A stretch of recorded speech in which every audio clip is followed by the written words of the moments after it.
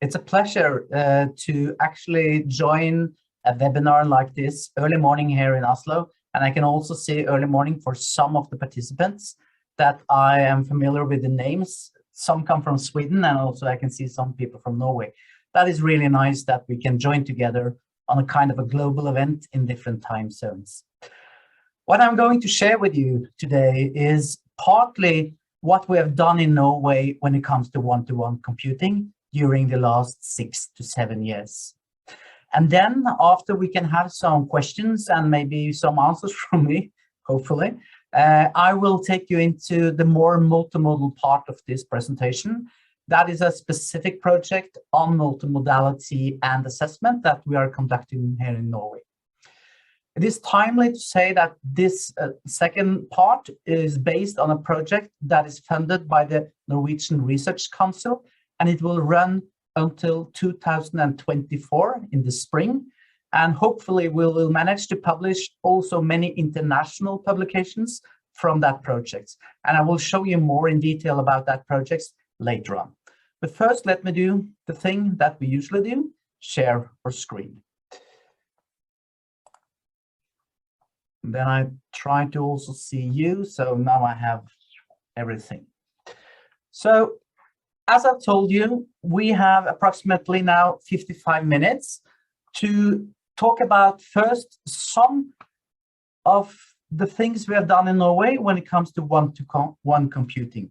I will draw specifically on 2 projects. It's a kind of a small scale project we did in the examples of good practice. It's called GEPP.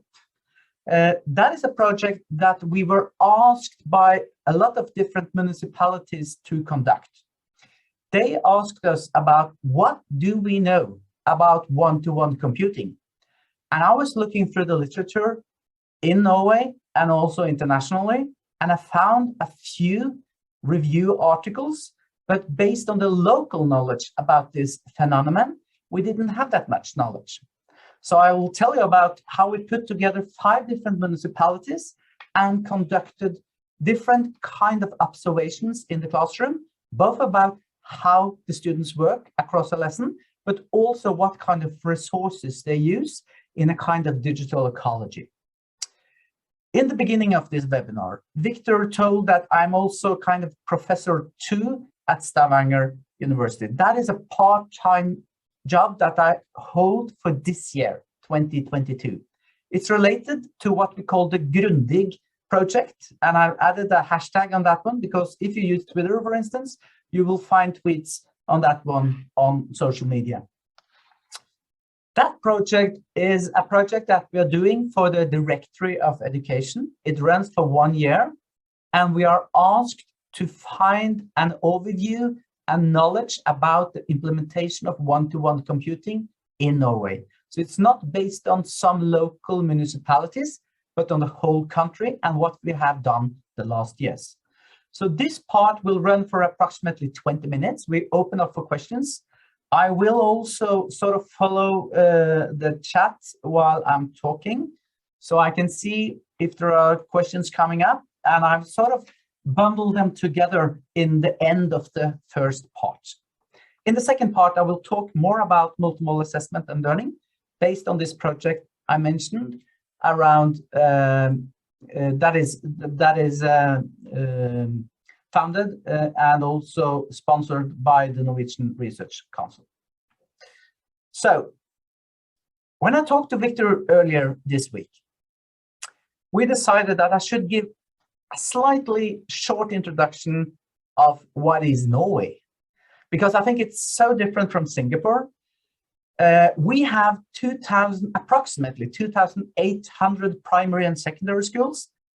This picture sort of shows one of them, a typical school. We have lots of space around the school where we can do baseball, as you can see, table tennis here, those kind of activities. We have a lot of space in Norway. I've tried to illustrate this. This is Norway, and I'm not sure if the size or the scale is correct, but if you can see that little stamp under Norway here, that's Singapore. So in terms of how big Norway is, it's a complete different country than Singapore. We have also 420 upper secondary schools, altogether approximately 820,000 pupils in across 13 years. And the thing is that the owner of the schools, of the secondary and primary schools, are the municipality, but we also have 11 regions. But this country has 356 different municipalities. It's not that bad as France, that has approximately 10,000 and one cheese in every region, but we have at least 356. So it's lots. You can read more about the Norwegian system if you're interested. We have, during the last weeks, published 2 books. That's together with Ola Øystein, who's a professor at the same faculty of education here in Oslo and me, and also Julian Sefton Green. A few of you are might familiar with his name. Learning Identities, Education and Community is the last book published on Cambridge 5-6 years ago. And the first chapter there sort of introduces you to the Norwegian system if you're interested. A short introduction also of how we are organizing our primary and secondary education. As you can see on this picture, this is the Norwegian education system. It's all the way from the kindergarten to the PhD level. So this is everything. But the thing here I want to sort of make an emphasis on is, where do we actually do our exams? Where do we ask our students what they actually can? As you can see, they start school at the age of 5 and 6. Then we have no exam between primary and lower secondary school at the age of 12 to 13. So they just pass on to their nearest lower secondary school, the age group 12 to 15. Then we have a written exam from lower to upper secondary school at the age of 15 to 16. And in the end of upper secondary school at the age of 18 and 19, we have exams again. But the last 3 years, because of the COVID pandemic, we haven't conducted any exams, and we will not do it this spring either. And as you can see on my top text box here on the left, we only have 20% of the final diploma based upon the marks from the exams. 80% is trusted on the teacher and how the teachers actually see the competence across a wide range of assessment forms. And I will talk more on that in the second part.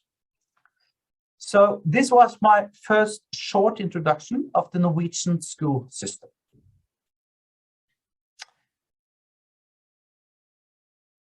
As you can understand now from my presentation here, teacher enjoys great professional autonomy and are allowed or able to design a lot of new assessment practices, because the marks they give to the students actually counts for their trajectory across the educational system. And that is kind of exciting for a project for like multimodal assessment, the MULVu-project. But the whole project is based upon how we have implemented one-to-one computing. And I will show you now how this has happened in Norway for the last 7 years. This is very recent numbers. They were published on an official site just before Christmas last year. So it's only 2 months ago that we got exact numbers of how many different kind of devices we have on the different grades across the educational system in Norway. As you can see here, the PC is not that usual in the grade 1, 2, and 3. And then it sort of increases during the last part of primary school. And then it is more in the end of primary school. Sorry.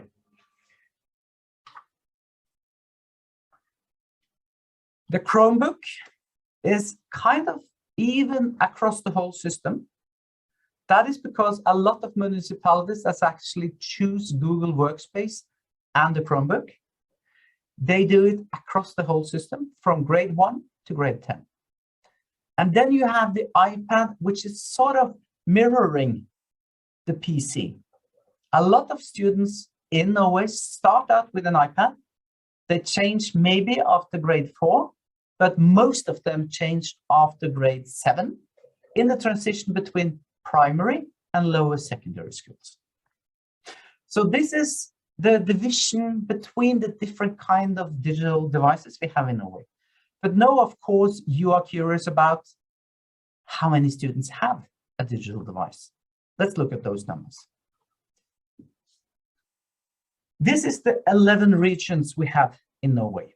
And as you can see, this is only the numbers for iPad. So it is an understatement of what I've told you previously. The iPad is mostly used on the first 4 grades, and then it drops down in most of the counties. But as you can see, in a county called Innlandet, they still, nearly 50% of the students have an iPad on lower secondary. And you can also see that the numbers are quite high, what is called Vestfold and Telemark. So in some counties, many students work with an iPad, and they do so also in the project we have conducted in Bærum municipality, a huge municipality just outside Oslo. Give a more detailed presentation of that in part 2. But there they have iPads for all the students from the age group 6 to 16.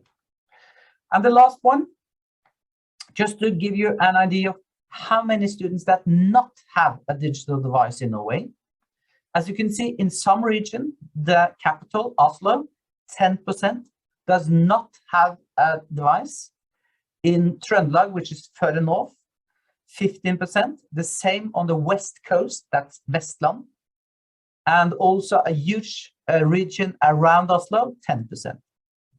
But as you can see here, in upper secondary, as you just have implemented your device in Singapore, the numbers are between just 1 and 3 to 4% of the students not having a digital device.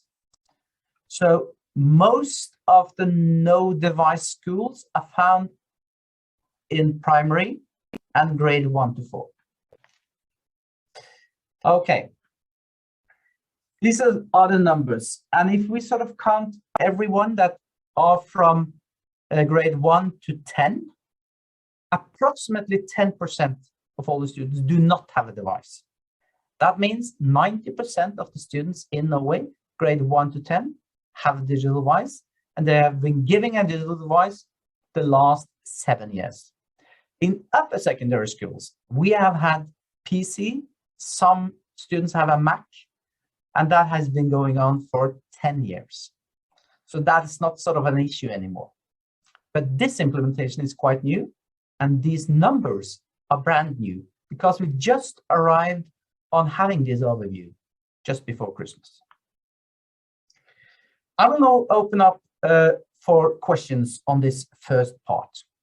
There might be questions about how we implement, what is the advantages about having an iPad versus an PC, what are the big challenges, how are sort of people organized. And after some questions, and please just use chat to write these questions, because now I will have a short introduction of the project, good example of practice, just to take you into the classroom and show a little bit what is going on in the lower secondary, grade 8 to 10, when they are using devices. But please provide some questions, and we will end the part 1 with these questions. So, this is a very mysterious slides, and you have no idea what I'm showing, I know. But let me explain. In the good example of practice project, the GEPP-project, we have 2 research assistants observing systematically 54 hours of lecturing in lower secondary. We asked them to look at two different things. One, how are the lectures organized? Is there group work? Is there the teacher lecturing from the board in front? Is it a whole class conversation, or is it individual work? And what you see here are sort of designed lectures and how much they vary.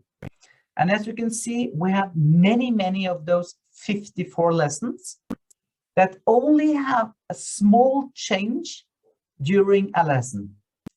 So that normally, as you can see, the blue one, that is the teacher talking. And in most of the lessons, they are talking just a few minutes in the beginning, and then they start another kind of activity, which is very much related to using the digital device.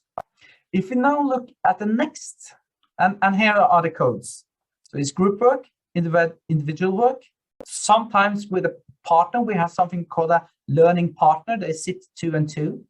And the teacher say, you can always ask your partner sitting next to you instead of me as a teacher, because it's easier to ask the one just beside of you if that pupil can help, or approaching the teacher.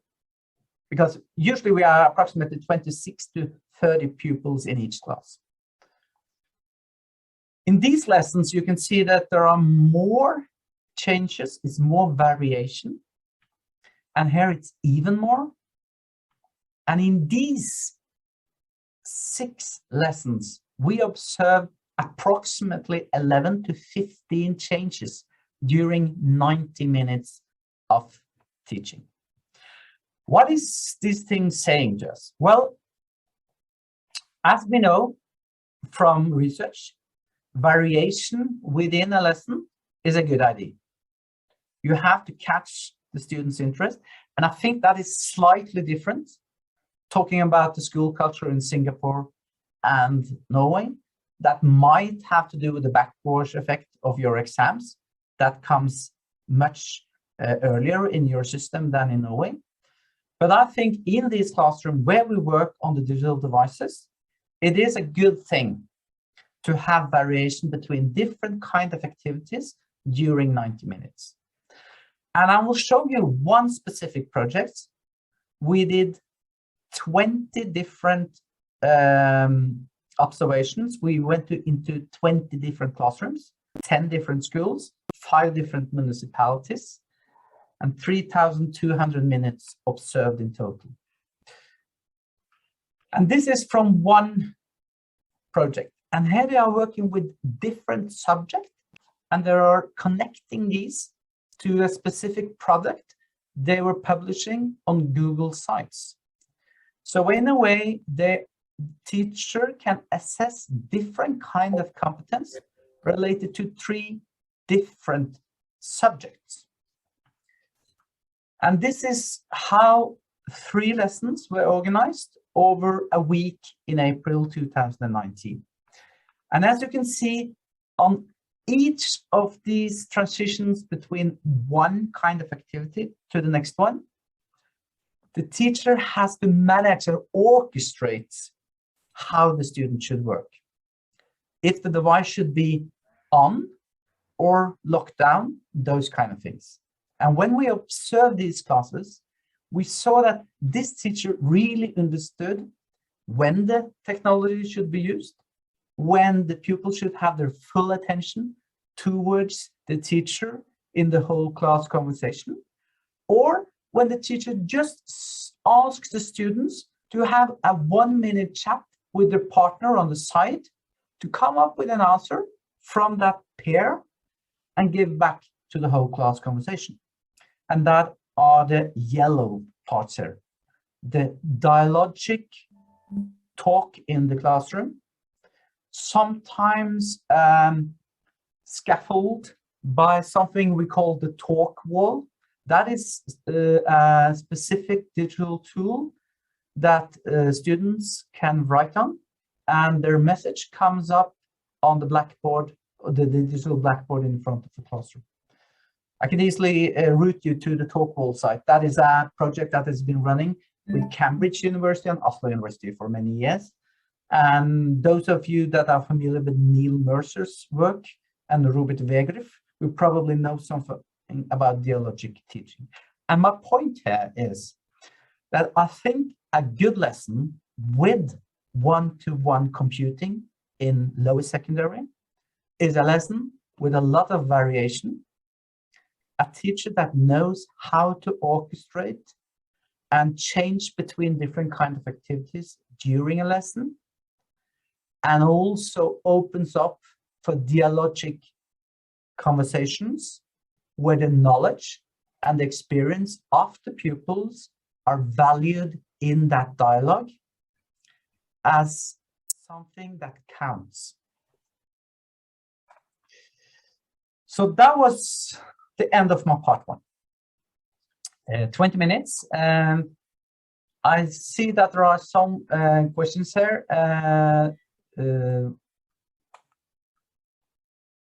And Victor has asked a few questions. I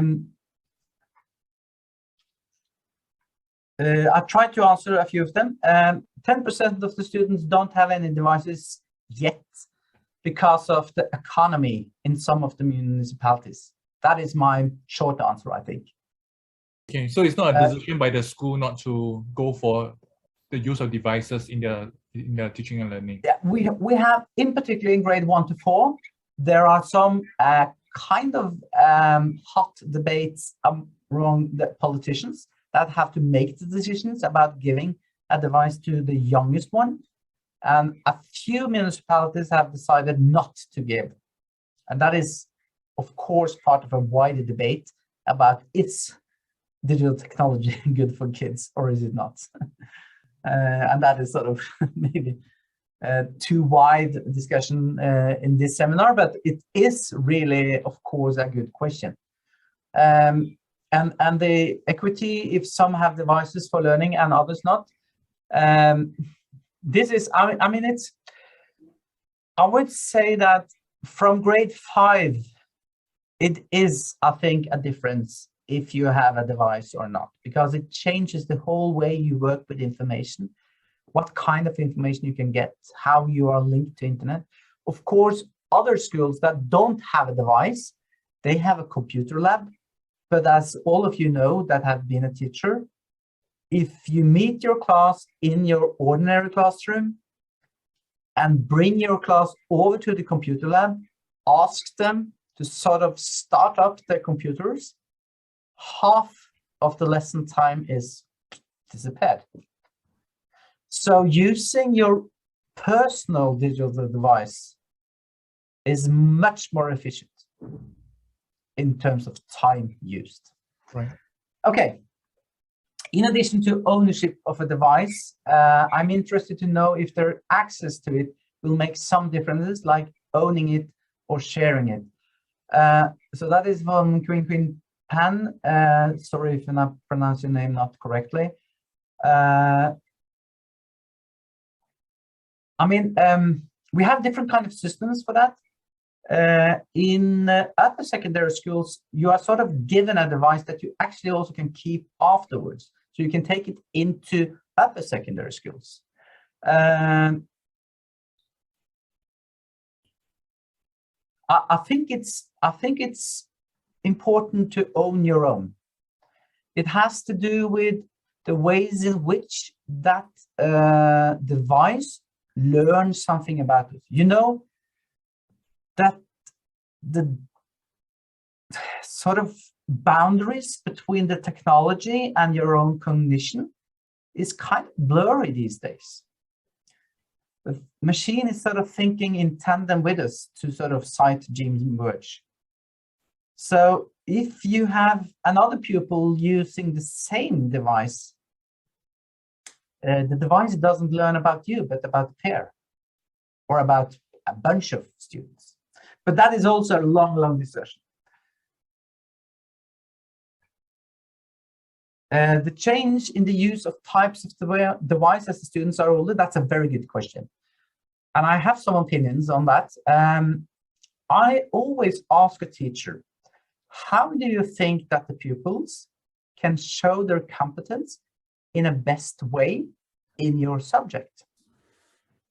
So for instance, if you have a vocational inspired subject, we have, that is art and design. And that is, we also actually have a subject running through all the years where the students are supposed to cook, make their dinner, learn about healthy food and those kind of things. And of course, that's a lot of practical work. So what is the best way to show how you actually can make some food? Well, you record it on an iPad, of course. But if you would like to learn about the Second World War, you need maybe to write a piece. And then you have the question if the digital device should have a keyboard or not. So in a way, different teacher will have these different answers to this. And there is a huge debate upon, is the iPad really good for like 12 to 13 years old pupils and further up the system? Because everyone that has tried to write on the iPad keyboard, the inbuilt keyboard on the glass, that is not easy. For that question, and it was good to have an opportunity to sort of elaborate on this slide, because I know it's too much information on one slide.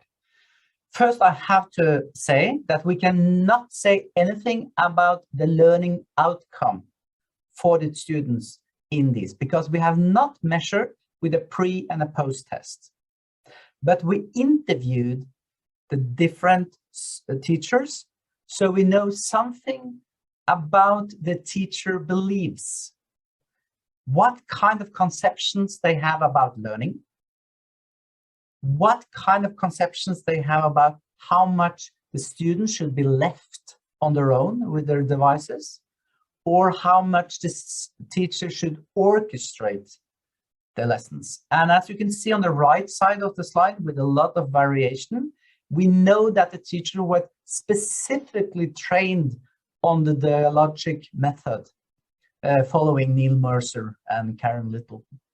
So in a way, when I teach pre-service teachers in the teacher education here in Oslo, I say that variation is always a good thing, because you have different kinds of students. Some students really like to work in groups, others like to work individually, others like to just listen to the teacher.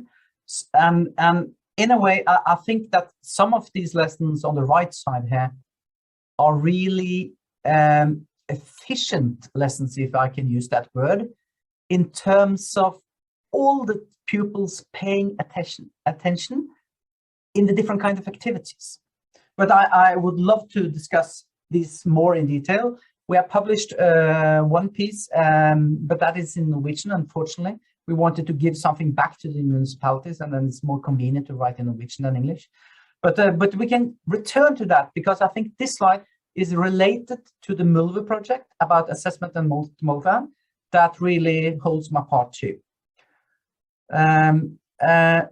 Very easily, I can just answer two more questions, and then I think I have to look at the time, because it's 5 minutes past half, 9:35.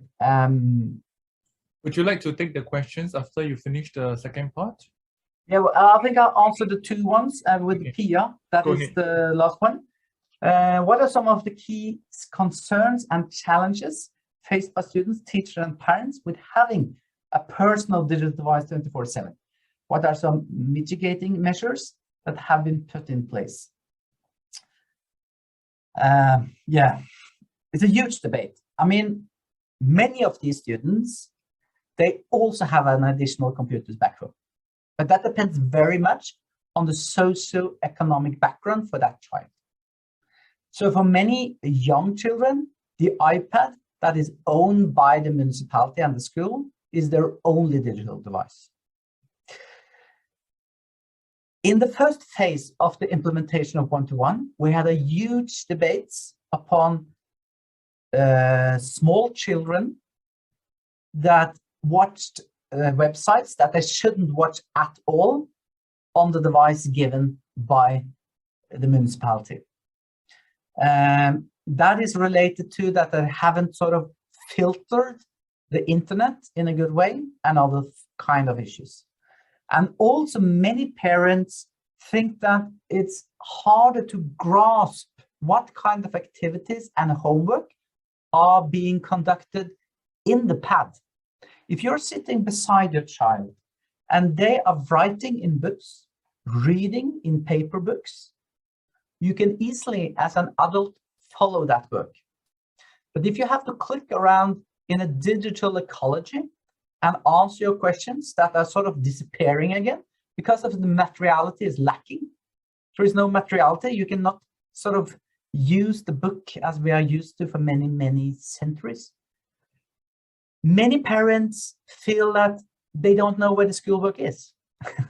So that is also a huge debate around the 24/7 and having a personal digital device. And the benefits, disadvantages of the iPad versus PC Chromebook, I think, as I said earlier, the iPad is really good when you want to make an audio recording, for instance, in L2 or L3 teaching. All students in Norway learn English, of course. And I mean, part of that is talking English. And usually in a classroom, back in the old days, the teacher asked one pupil in the whole class to read aloud for the rest of the class, which for many pupils is awful. Now you can ask them on an iPad to make a recording, upload it, and the teacher can listen to each child. And the teacher can also record a feedback and pronounce words that is not really pronounced and good pronounced by the students. When it comes to writing, of course, if you have subjects that needs writing for the students' reflection and showing their knowledge, well, then you need a keyboard, and a PC or a Chromebook is maybe the best thing to have. So it's hard to give a good answer for everyone, but I think I can give some questions that makes the teachers reflect upon, okay, this device is good for my pupils. The problem is that the decision about which this device to use, that is made on the top. That is made by the politicians in the municipality, and that decision is sort of, it impacts every child in that municipality. I can try to come back to that, but that was the end of my part one. Now part two, and that is really related to one-to-one computing. We are conducting this study in a specific municipality very close to Oslo, but I would like to remind you about a colleague of mine in Trondheim, NTNU, has said that, and I said this also earlier, bear in mind that Norwegian teachers enjoys great professional autonomy and are allowed or able to design new assessment practices, including assessment of multimodal text created in one-to-one classrooms. So I mean, the whole impact of the implementation of one-to-one in lower secondary gives us a wide range of possibilities when it comes to how to perform your competence in different kinds of subjects. However, and here is where the MULVu-project comes in, there is a need for support and professional development. And that is what we are doing in this project. It's a cooperation. It is set up as a kind of innovation project. It runs with University of Oslo and Bærum Kommune. It's a quite big municipality. They have many, many students. We had research assistant Åslaug Bjerke on this one, and Eli Tronsmund, who works with me, Line Ingildsen, and also Vilde Bjørnegård, who is part of our project now. What are we doing? Well, in this municipality, they worked with formative assessment for many years, 2014 to 2016. At the same time, they implemented the iPads from 2015 to 18. They never saw those two different projects linked together. And what we are looking at is how are the assessment practices evolving when you have a one-to-one computing environment in lower secondary. So we started out in 2020, 1 week just before the pandemic hit Norway. It's very, very hard to conduct classroom observations when there is no students in the classroom, only homeschooling. But we have managed, and I will show you what we've done. We developed new models and terms for multimodal learning and assessment. And we will introduce these to teachers in Bærum. And we will actually start to do that in just 14 days now. And based on these experiences from multimodal practices in Bærum, we will develop an online resource which will be available on the Director of Education website. At the same time, we are doing an international review on multimodality and formative assessment. Very briefly on the methodology here, we are collaborating and collecting data from 3 schools in Bærum municipality. We are in the process now of opening up for 3 more schools that want to be part of the group in Bærum, and also 2 other municipalities where they use a different kind of digital device. And that explains also why I've written we are collaborating with 12/20 teachers. We started out with 12. 2 had to withdraw because they moved to another municipality, but then we added 10 more. So now we are 20 teachers. They will conduct what we call a teacher development time in 6 different schools, twice in March and April. And we will present what they have done on the conference later on here in Norway. We have been making observations in the classroom. We ended up with giving the students a GoPro camera because the students returned to their schools, but the schools were not allowed to have a physical person that were not in the school visiting during the pandemic. You had to be in your own cohort. So we have a lot of video recordings that are actually made by the students themselves with a GoPro camera on their head, filming what they are doing, and also we can hear the conversation with peer students. We have also conducted interviews with all the teachers in the first place, and then we are now applying for doing new interviews with the second part of the teachers. Here is a very brief description of the different kind of data we have collected. It's contextual data, all the documents that are sort of related to what they are teaching about. You know, rubrics, guidelines, model text, templates for students, those kind of things. We have the finished students product. We have the process data. As I told you, this picture on the bottom here is actually made by the students themselves, filming down on their iPad while they are working. And we have the different assessments that the students have shown the teachers. We also have the teachers' feedback on the assessment or the product that the students give them. I will now just show you a tiny bit of data, just to give you an idea what's going on with classroom. So we have the original research question in our the submitted project description. What changes in assessment does the transition towards digital multimodal text demand? If you turn that into an empirical questions, we ask how do teachers use digital multimodal text to guide and assess students on mathematical assignments. So this is in mathematics education.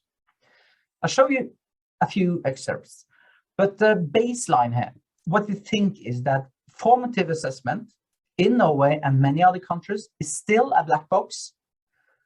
So a review of multimodal literacy practices that is conducted by Tan and colleagues in Australia shows that there's a disjuncture between multimodal productions and assessment practices, and it is enhancing students' meta-semiotic understanding of modal affordances. And just to give you a short overview of what we are in the process of, we have done a search on multimodal composing and assessment. That is not the full search string, but that is sort of the scope. 10 different databases. We found 1,482 articles. We have reduced and reduced and reduced and reduced, and we turned out with 35 articles meeting our criteria for this review study. And we hope to publish this within this year. What we have found are 4 different themes. So we are writing this up as in 4 different subsections. Frameworks, standards, criteria, rubrics. That is one theme. We have the theme 2, coherence between teaching practice and assessment practice. We have theme 3, professional learning and development related to multimodal assessment. And theme 4, affordances of the multimodal practices. And that is where the connection between one-to-one computing and multimodal assessment is the strongest. That's why I have sort of made this in bold.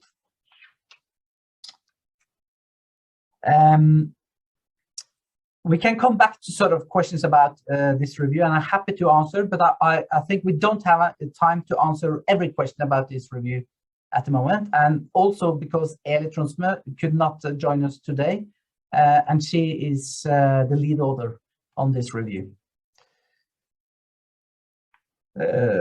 Sorry. So let's return here to the classrooms.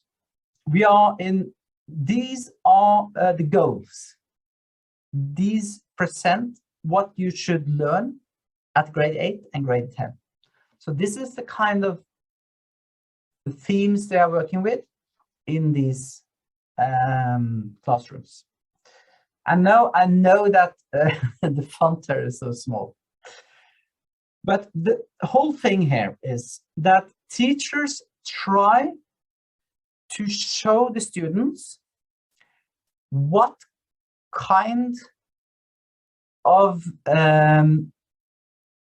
t-shirts they can make. They have made up their own assignment, and they wanted the students to understand if you should use one or the other model of the price of the t-shirts. And you can do that easily in GeoGebra. I'll show you on the next picture here. And after they have conducted this work, we have something we call assessment talk. It is the teacher sitting with the pairs you just saw on the previous slide, talking the way through this specific task. And the teacher here tried to understand what kind of competence they have built during the lessons. So this is one of the girls presenting what they have done, and they have made a PowerPoint presentation where they have written all the answers in on their iPads. And in the last part of this assessment talk, the teacher gives the students a completely new task with no context at all. So all the concrete work, working with comparing 2 different models for printing a t-shirt and finding out which number of t-shirts that will sort of be cheaper if you choose model 1 or 2. Here they have the task, sort of the mathematical thinking without any context. And as you can see, the students are in a way struggling a bit with this. So the teacher have to ask questions all the time without counting. Could you, if you know that they are parallel, you are welcome to count outwards. So in a way here, this conversation reveals that the student understand what she has done when it was a task that was kind of concrete and easy to understand and authentic. But when you turn into a more mathematical language, only using these sort of multimodal presentations, it's harder for her. So during a talk like this, the teacher can understand what kind of understanding the students have based upon the task they have been working with for several hours, but switching into a more mathematical discussion, which is sort of mirroring an exam in mathematics. You can see that the competence is not there in the same way. So to finalize this one, I should have some Q&A questions here. So it's just an open slide. But this is my Q&A end of part 2, and it's only 9 minutes left, so I think we're fine. There is one question that has been coming up during my talking, and I will start with that one, and I will open up for you 2 more questions on this one. I think it's wonderful to see dialogue in the classroom. It's Kangwing Yan that is asking this question. Just wondering why this is identified and what lesson activities are considered dialogue in a Norwegian classroom, and how will it differ from a collaborative group work? It's a very good question. I think that you have real dialogue in the classroom when the teacher is actually listening to what they say. We have a typical model for conversation in the classroom is the iteration response feedback model, the IRF model. I think it's familiar for most of the pupils and the teachers around the world.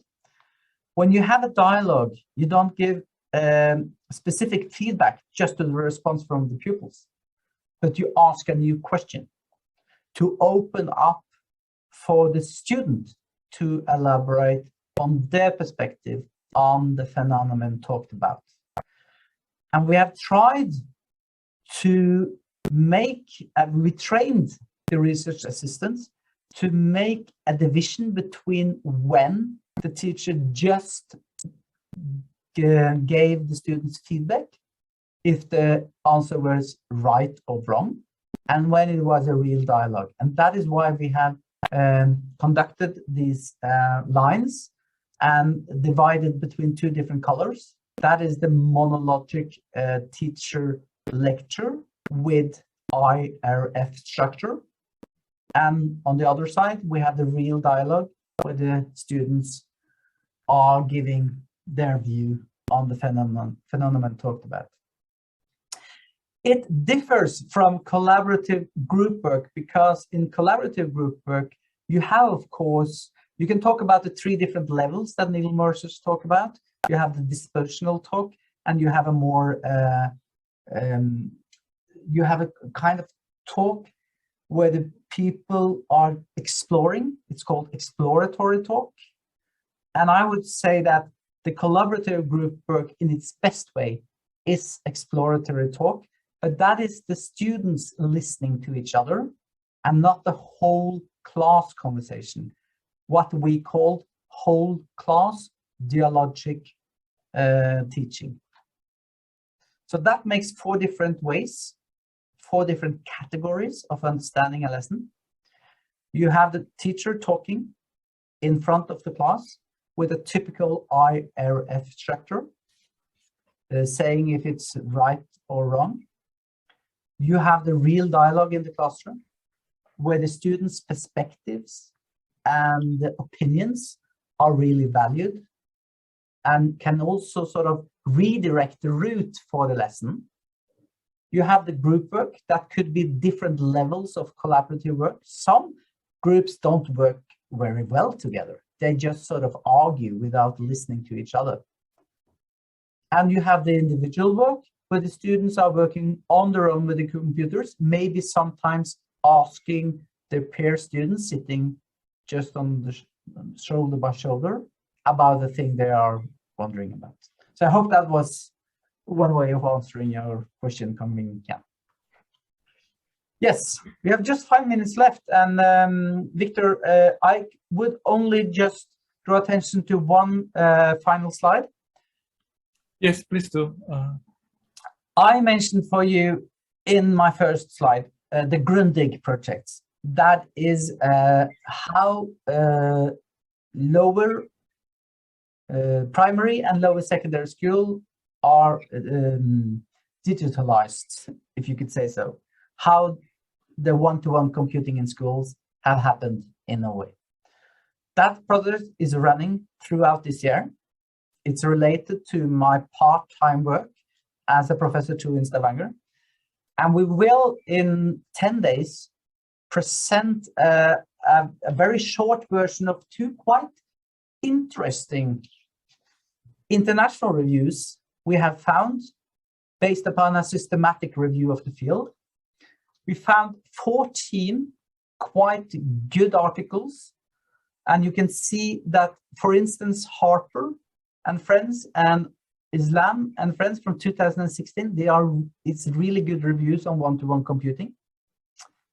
But the one we have looked at is Gilje Mullet is in Toulouse with Friends. They have written a critical literature review on the perception of tablets for learning in primary and secondary schools. And that is the perception by students. How do students feel that the device is actually helping them or making it problematic to work in the classroom? It's based on 41 students across studies across the world. And also this study by Ricoy and Friends in west part of Spain. We brought that in as well because it's a systematic review of tablet use in primary education. And as you could see from my numbers, in primary schools, the iPad is the most chosen device. That is very much oriented towards Latin America and Spanish, countries with Spanish as the primary language. So I share with you this one, and I also would like you to pay attention to Chang and colleagues, a systematic review of learning and teaching with tablets, and also Cheng, learning in one-to-one laptop environments and meta-analysis and synthesis, research synthesis. We have really looked into if there is anything now from the 2 last years, but I think, and this is my opinion, and I haven't sort of any research to base it on, but I think that so many researchers have been occupied about issues related to the pandemic the last 2 years. So they haven't sort of had time to conduct systematic reviews like this, even if these are really, really important in our times. So then, Victor, I give the word to you.